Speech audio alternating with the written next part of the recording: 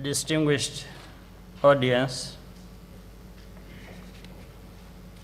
first of all, I'm very pleased to join you today, and to all of you, our visitors, let me welcome you to Rwanda. And on behalf of all Rwandans, I say, karibuni, nyote mko nyumbani.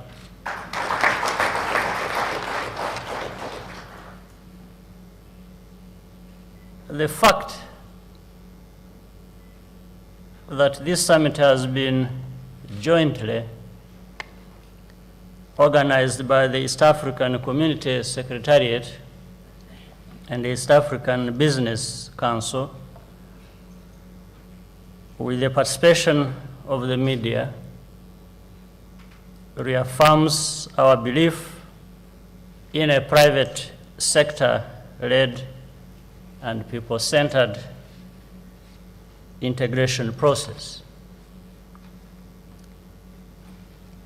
This high-level participation is testimony to the importance attached to the role of the media in advancing the visibility of the East African community and a better understanding of regional integration issues. We all know that the media plays a critical role in shaping national, regional, and global politics, economics, and diplomacy. Equally important is the continued political and economic integration of the East African community, member states in our increasingly globalized environment. It is therefore essential that we accelerate implementation of the common market and other protocols, and more importantly, ensure East African citizens understand and fully participate in the process. In this endeavor, the media will be an invaluable partner in communicating our agenda, advancing our interests, and being among the key narrators of our story. In addition, by holding both our governments and citizens to account, a responsible media will promote our core values, good governance, and democracy, on which a successful integration can best be built. In order to do this effectively, we should develop a critical, competitive, and profitable homegrown media that will foster debate of relevant issues and influence the way the rest of the world sees and understands us. Distinguished ladies and gentlemen, let me make 2 points about the media in East Africa that, in my view, should facilitate the telling of our story and advance integration. First, governments and the media need not be adversaries, as is sometimes the case. nor should it be the norm. They can be partners without either compromising the independence and effectiveness of the other. Second, together, as we've seen with banking and education, the media, especially broadcast, has taken advantage of the integration process to spread into the region and report on matters East African. However, it has not gone far or deep enough. More still needs to be done. For far too long, the international media, with its own objectives and interests, has dominated the region and set the news agenda. This often means that they tell our story from their perspective, at best, and at worst, distort it altogether. As has become all too evident in our region, such misrepresentation derails our progress or even fuels conflict and other problems that destroy our gains. This is made worse when our own media either remains silent or just relay the same stories told from a biased standpoint, becoming complicit, therefore, in perpetuating these views imposed from outside.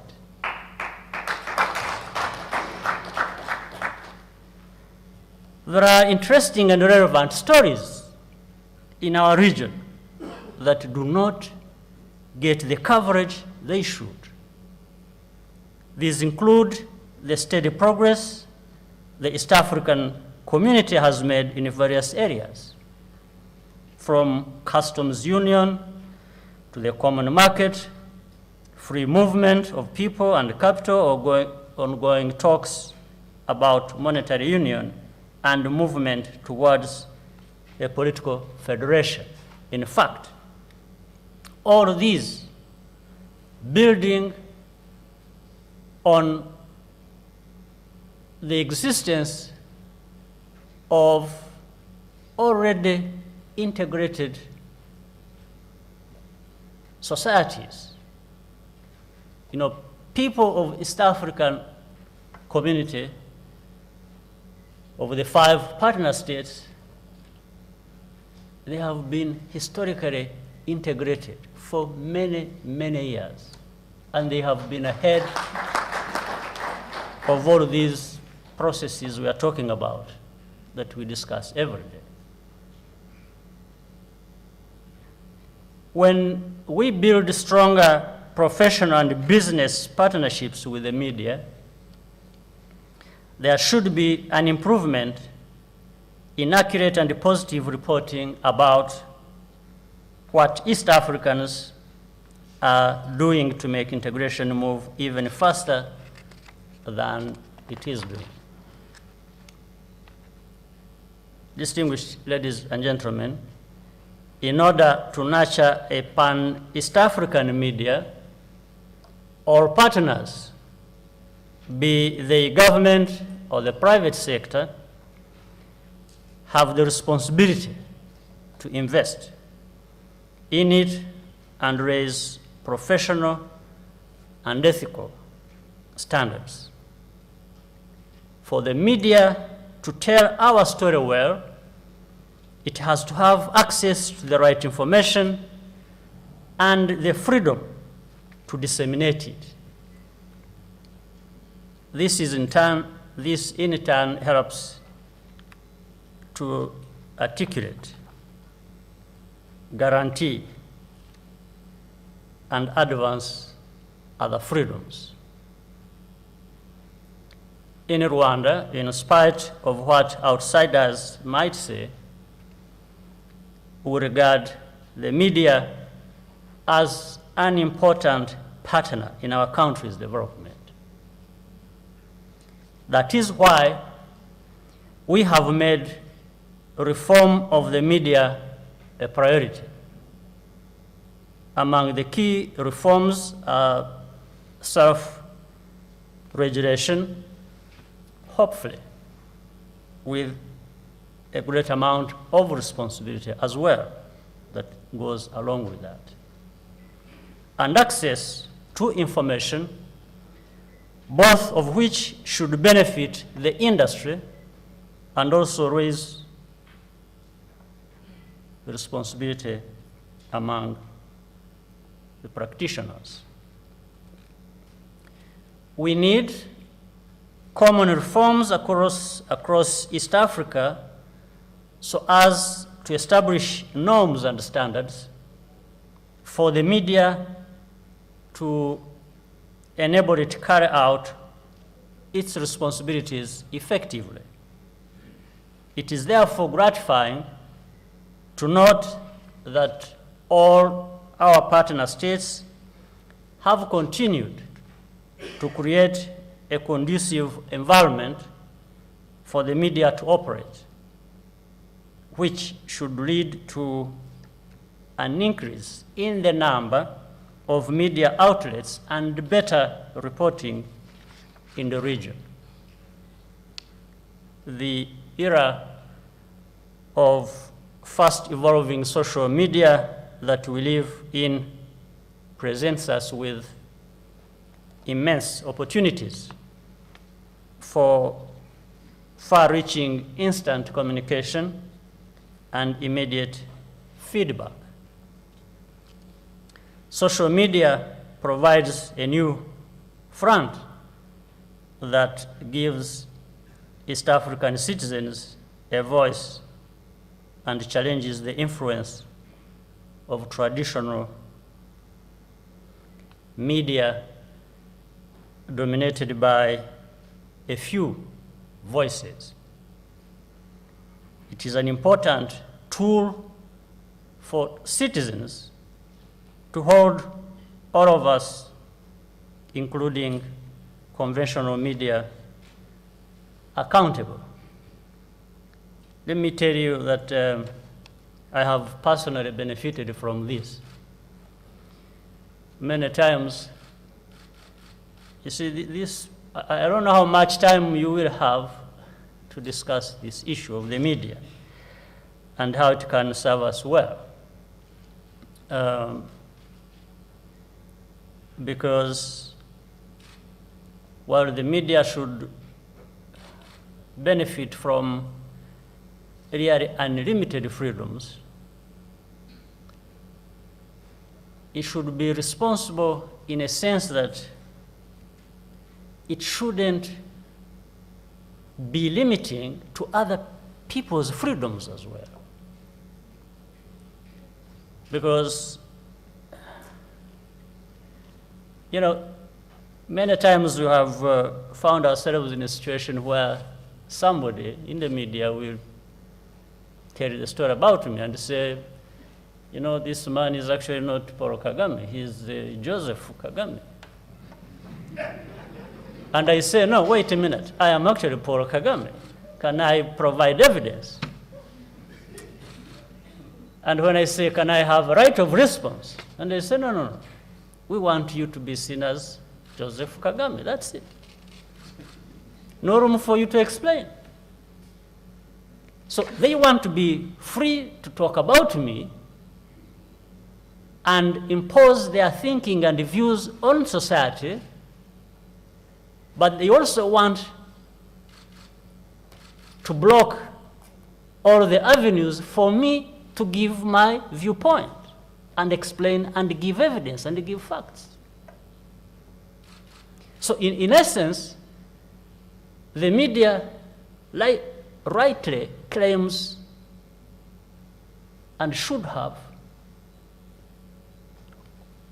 freedom to operate, but at the same time, it increasingly also becomes dictatorial. They want to dictate what people should believe. And in fact, I also sympathize with the media, because it also has these different tiers, layers, if you will. There is the part of the world that we live in that has superiority in terms of dictating what should be believed, to the point that it is even superior to another layer of another media practitioners. So what I mean is, the media in the West is also imposing its views on the media in East Africa or in Africa. So the media in Rwanda, in East Africa or in Africa, is really inferior to the media in the rest of the world. So there are these even layers and dictatorial levels even in the media world itself. So the media practitioners in Rwanda or in East Africa are sometimes made to toe the line, yes, of the media practitioners from this other part of the world. And then we others, the Rwandese, the Africans, or the East Africans, become victims of all of them, of these layers. That's our experience, and we need probably to talk about this in a more fundamental way and see whether we can keep all of us making good progress. In conclusion, let me reiterate that the media has both the power and responsibility to get the region to embrace regional integration with the passion, dedication, and commitment for the benefit of the present and future generations of East Africans. And because no one else will do it for us, they have the duty, or we have the duty, to tell the true story of our region, of our societies, including our collective desire for peace, security, stability, and development. With these remarks, I thank you all for your attention and wish the 5th East African Media Summit great success. Thank you.